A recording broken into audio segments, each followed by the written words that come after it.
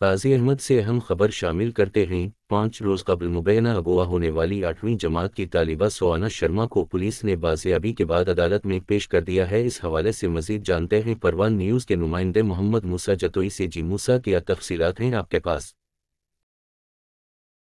جی بالکل، قاضی ایمن سے مبینہ اغوا کے بعد بازیاب ہندو لڑکی سوانا شرما کو جوڈیشل مجسٹریٹ قاضی ایمن 2 کی عدالت میں پولیس نے پیش کر دیا ہے۔ عدالتی ذرائع کے مطابق جج نے لڑکی کو 12 جون کو دوبارہ پیش کرنے کے احکامات جاری کر دیے ہیں۔ لڑکی سوانا شرما انویسٹیگیشن پولیس کسٹڈی میں سیف ہاؤس نواب شاہ میں رہے گی۔